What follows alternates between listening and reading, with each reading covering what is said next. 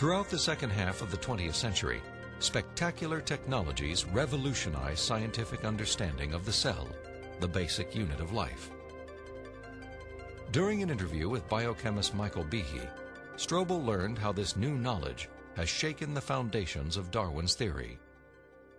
In the 19th century, when Darwin was alive, scientists thought that the basis of life, the cell, was some simple glob of protoplasm, like a little piece of jello or something that was not hard to explain at all. But with the hard work of science in the 20th century, we've seen that the cell is far from simple. It's got very complicated molecular machines and things that are very resistant to Darwinian explanation. Michael Behe has devoted his career to the study of the design and operation of the cell. He has also written extensively on the biochemical challenge to evolution.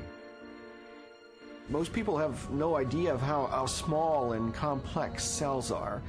A typical cell from you or me, called a eukaryotic cell, is probably 1/10 of the size of the head of a pin. And yet in that single cell, there are about 3 billion units of DNA, making out the chromosomes. And those 3 billion units make the molecular machines of the cell, literally machines that make the cell work. With computer animation, we can enter the cell. Here, the staggering complexity of its molecular machinery is clearly seen. It's like going into an automobile factory.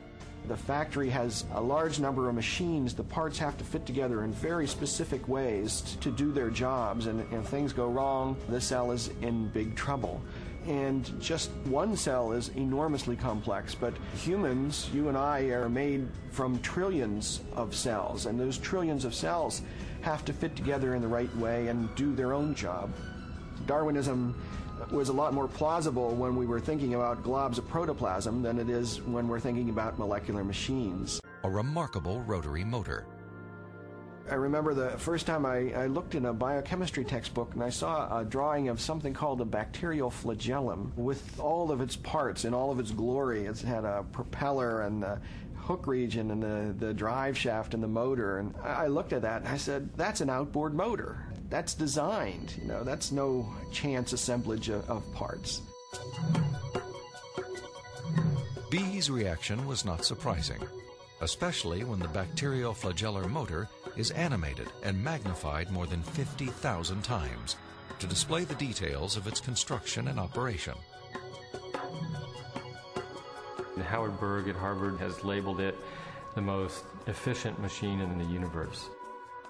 These machines, some of them are running at 100,000 RPMs and are hardwired into a signal transduction or sensory mechanism so that it's getting feedback from the environment. It's got some tail proteins which act as the propeller. When the flagellum rotates, these push against the water and therefore push the bacterium forward. And the motor uses a flow of acid from outside of the cell to the inside of the cell to power the turning. The bacterial flagellum has 2 gears, forward and reverse, water-cooled, proton motive force. It has a stator, it has a rotor, it has a U-joint, it has a drive shaft, it has a propeller. It's not convenient that we give them these names. That's truly their function. In all, about 40 different protein parts are required to build a flagellar motor. Since its discovery, biologists have tried to understand how a machine of such superb design could have arisen gradually, without foresight or plan, through the biological pathway Darwin envisioned. I think what Darwin was trying to show was that things that look designed aren't really designed, but that we can find naturalistic processes to account for the complexity of life.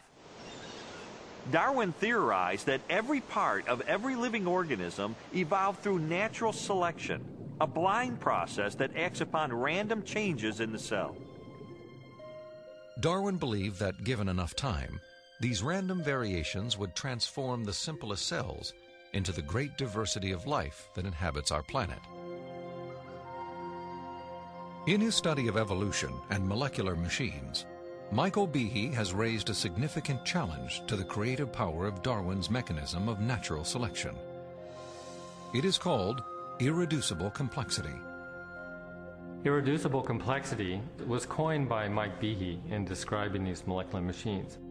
Basically what it says is that you have multi-component parts to any given organelle or system in a cell, all of which are necessary for function. That is, if you remove one part, you lose function of that system. Irreducible complexity can be illustrated by a familiar, non-biological machine, a mousetrap. The trap is composed of 5 basic pieces: a catch to hold the bait, a strong spring, a thin bent rod called the hammer, a holding bar to secure the hammer in place, and a platform upon which the entire system is mounted. If any one of these parts is missing or defective, the mechanism will not work. All components of this irreducibly complex system must be present simultaneously for the machine to perform its function. Catching mice.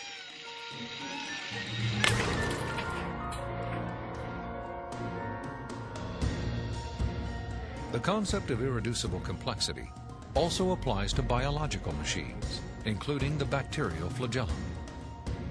All told, there are about 40 different protein parts which are necessary for this machine to work. You can't put something like that together gradually because they need a large number of parts interacting with each other at the same time before they work at all.